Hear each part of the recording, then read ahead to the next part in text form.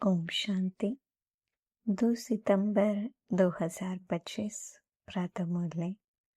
मीठे बच्चे, तुम विश्व में शांति स्थापन करने के निमित्त हो, इसलिए तुम्हें कभी अशांत नहीं होना चाहिए।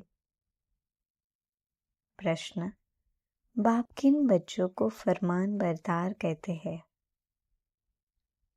बाप का जो मुख्य फरमान है कि बच्चे अमृत वेले उठकर बाप को याद करो, इस मुख्य फरमान को पालन करते हैं। सवेरे सवेरे स्नान आदि कर फ्रेश हो मुकर्रर टाइम पर याद की यात्रा में रहते हैं। बाबा उन्हें सपूत व फरमान बरदार कहते हैं। वही जाकर राजा बनेंगे। कपूत बच्चे तो झाड़ू लगाएंगे। ओम शांति। इसका अर्थ तो बच्चों को समझाया है। ओम अर्थात मैं आत्मा हूँ। ऐसे सब कहते हैं जीव आत्मा है जरूर, और सब आत्माओं का एक बाप है। शरीरों के बाप अलग अलग होते हैं। ये भी बच्चों की बुद्धि में है। हद के बाप से हद का और बेहद के बाप से बेहद का वर्षा मिलता है। अब इस समय मनुष्य चाहते हैं विश्व में शांति हो। अगर चित्रों पर समझाया जाए तो शांति के लिए कलयुग अंत सतयुग आदि के संगम पर ले आना चाहिए।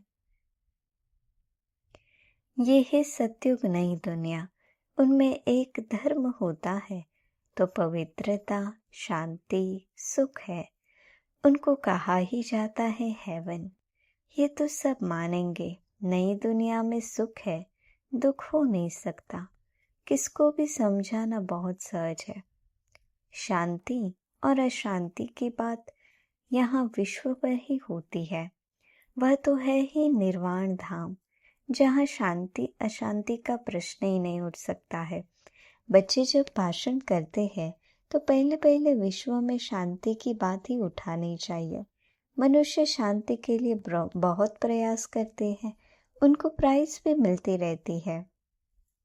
वास्तव में इसमें दौड़ा दौड़ी करने की बात है नहीं। बाप कहते हैं सिर्फ अपने स्वधर्म में टिको तो विकर्म विनाश हो जाएंगे। स्वधर्म में टिकेंगे तो शांति हो जाएगी। तुम हो ही एवर शांत बाप के बच्चे। ये वर्षा उनसे मिलता है। उनको कोई मोक्ष नहीं कहेंगे। मोक्ष तो भगवान को भी नहीं मिल सकता। भगवान को भी पाठ में जरूर आना है। कहते हैं कल्प कल्प कल्प के संगम युगे मैं आता हूँ। तो भगवान को भी मोक्ष नहीं तो बच्चे फिर मोक्ष को कैसे पा सकते हैं? ये बातें सारा दिन विचार सागर मंथन करने की है। बाप तो तुम बच्चों को ही समझाते हैं। तुम बच्चों को समझाने की प्रैक्टिस जास्ती है। शिव बाबा समझाते हैं तो तुम सब ब्राह्मण ही समझते हो। विचार सागर मंथन तुमको करना है। सर्विस पर तुम बच्चे हो। तुमको तो बहुत समझाना होता है। दिन रात सर्विस में रहते हैं। म्यूजियम में सारा दिन आते ही रहेंगे। रात्रि को 10-11 तक भी कहाँ आते हैं। सवेरे 4 बजे से भी कहाँ कहाँ सर्विस करने लग पड़ते हैं। यहाँ तो घर है, जब चाहे तब बैठ सकते हैं। सेंटर्स में तो बाहर से दूर दूर से आते हैं तो टाइम मुकर्रर रखना पड़ता है। यहाँ तो कोई भी टाइम बच्चे उठ सकते हैं, परंतु ऐसे टाइम तो नहीं पढ़ना है जो बच्चे उठे और गुटखा खाए। इसलिए सवेरे का टाइम रखा जाता है। जो स्नान आदि कर फ्रेश हो आए फिर भी टाइम पर नहीं आते तो उनको फरमान बरदार नहीं कह सकते हैं। लौकिक बाप को भी सपूत और कपूत बच्चे होते हैं ना। बेहद के बाप को भी होते हैं। सपूत जाकर राजा बनेंगे, कपूत जाकर झाड़ू लगाएंगे। मालूम तो सब पड़ जाता है ना। श्री कृष्ण जन्माष्टमी पर भी समझाया है। श्री कृष्ण का जन्म जब होता है तब तो स्वर्ग है, एक ही राज्य होता है। विश्व में शांति है। स्वर्ग में बहुत थोड़े मनुष्य होंगे। वह है ही नई दुनिया। वहाँ अशांति हो नहीं सकती। शांति तब है जब एक धर्म है, जो धर्म बाप स्थापन करते हैं। बाद में जब और धर्म आते हैं तो अशांति होती है। वहाँ है ही शांति। 16 कला संपूर्ण है ना। चंद्रमा भी जब संपूर्ण होता है तो कितना शोभता है। उनको फुल मून कहा जाता है। त्रेता में 3/4 कहेंगे, खंडित हो गया ना, 2 कला कम हो गई। संपूर्ण शांति सतयुग में होती है। 25% पुरानी सृष्टि होगी तो कुछ न कुछ खिटखिट होगी। 2 कला कम होने से शोभा कम हो गई। स्वर्ग में बिल्कुल शांति, नरक में है बिल्कुल अशांति। ये समय है जब मनुष्य विश्व में शांति चाहते हैं। इनसे आगे ये आवाज नहीं था कि विश्व में शांति हो। अभी आवाज निकला है क्योंकि अब विश्व में शांति हो रही है।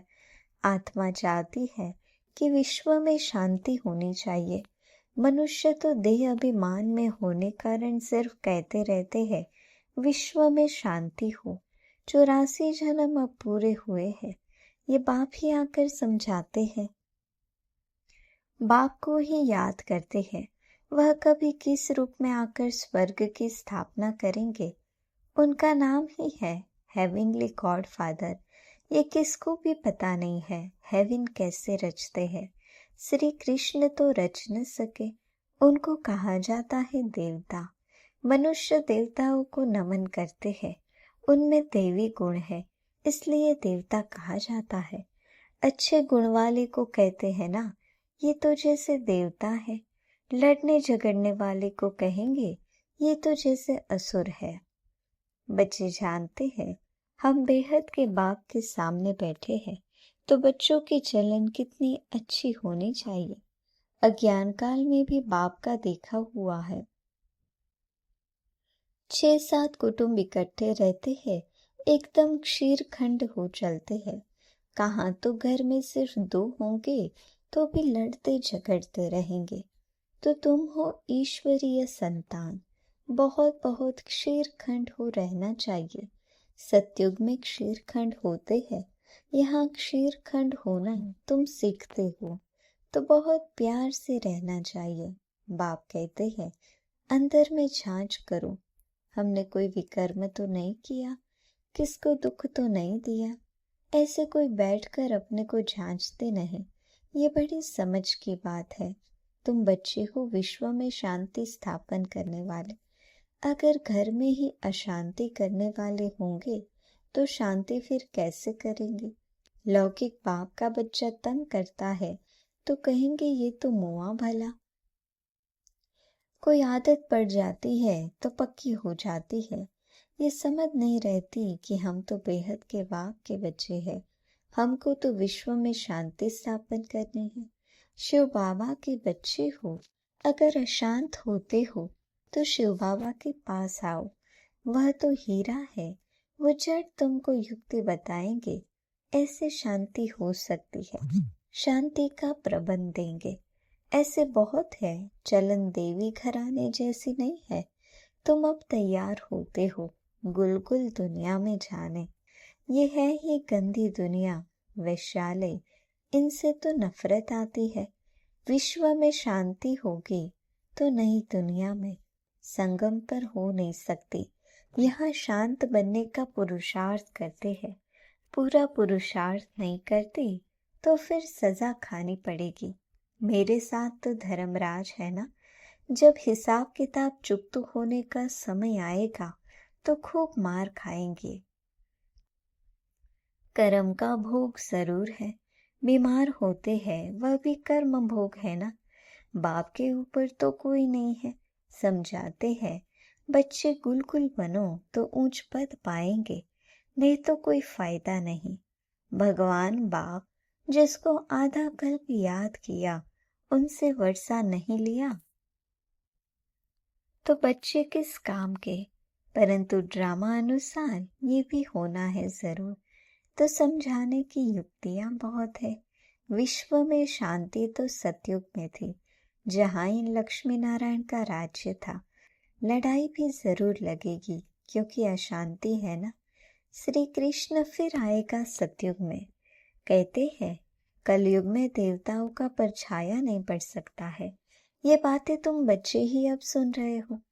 तुम जानते हो शिव बाबा हमको पढ़ाते हैं, धारणा करनी है, सारी आयु ही लग जाती है। कहते हैं ना, सारी आयु समझाया है फिर भी समझते नहीं है। बेहद का बाप कहते हैं पहले पहले मुख्य चीज तो समझाओ। ज्ञान अलग और भक्ति अलग चीज है। आधा कल्प है दिन, आधा कल्प है रात।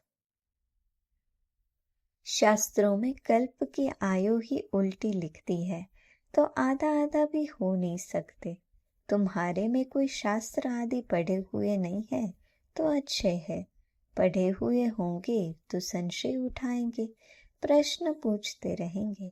वास्तव में जब वानप्रस्थ अवस्था होती है तब भगवान को याद करते हैं, कोई न कोई की मत से। फिर जैसे गुरु सिखलाएंगे भक्ति भी सिखलाते हैं। ऐसे कोई नहीं जो भक्ति न सिखलाए। उनमें भक्ति की ताकत है, तब तो इतने फॉलोअर्स बनते हैं। फॉलोअर्स को भक्त पुजारी कहेंगे। यहाँ सब है पुजारी, वहाँ पुजारी कोई होता नहीं। भगवान कभी पुजारी नहीं बनता। अनेक पॉइंट समझाई जाती है।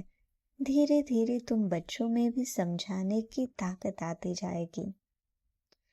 अभी तुम बतलाते हो श्री कृष्ण आ रहा है। सतयुग में जरूर श्री कृष्ण होगा, नहीं तो वर्ल्ड की हिस्ट्री ज्योग्राफी कैसे रिपीट होगी। सिर्फ एक श्री कृष्ण तो नहीं होगा, यथा राजा रानी तथा प्रजा होगी ना। इनमें भी समझ की बात है। तुम बच्चे समझते हो, हम तो बाप के बच्चे हैं। बाप वर्षा देने आए हैं।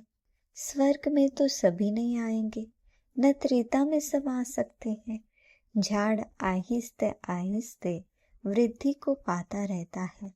मनुष्य सृष्टि रूपी झाड़ है, वहाँ है आत्माओं का झाड़।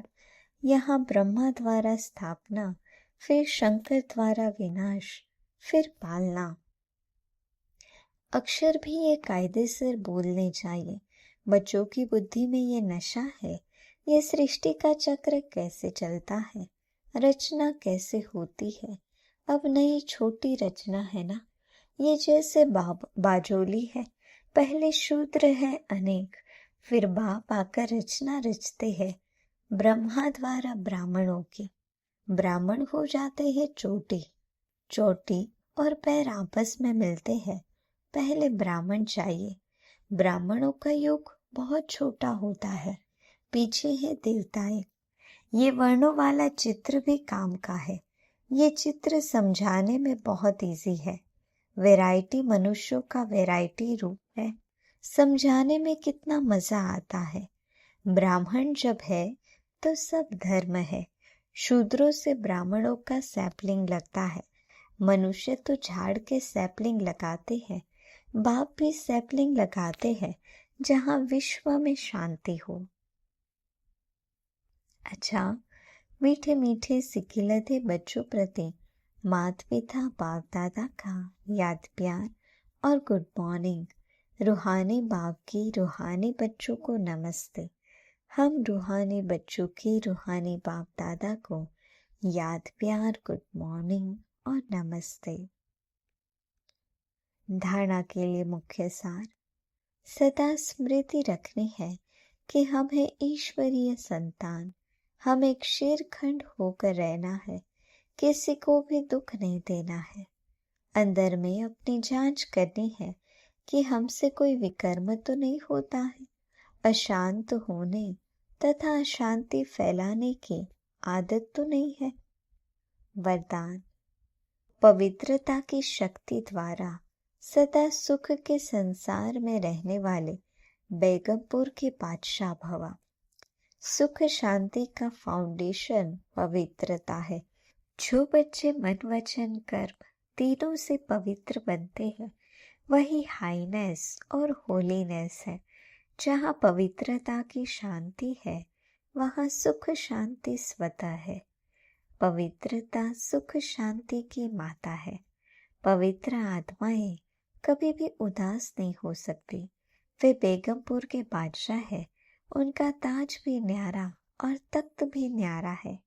लाइट का ताज पवित्रता की ही निशानी है। स्लोगन: मैं आत्मा हूँ, शरीर नहीं। ये चिंतन करना ही स्वचिंतन है। अव्यक्त इशारे: अब लगन की अग्नि को प्रज्वलित कर योग को ज्वाला रूप बनाओ। पावरफुल योग अर्थात लगन की अग्नि ज्वाला रूप की याद ही भ्रष्टाचार अत्याचार की अग्नि को समाप्त करेगी और सर्व आत्माओं को सहयोग देगी। इससे ही बेहद की वैराग्य वृत्ति प्रज्वलित होगी। याद की अग्नि एक तरफ उस अग्नि को समाप्त करेगी, दूसरी तरफ आत्माओं को परमात्म संदेश के शीतल स्वरूप की अनुभूति कराएगी। इससे ही आत्माएं पापों की आग से मुक्त हो सकेगी। अच्छा, ओम शांति।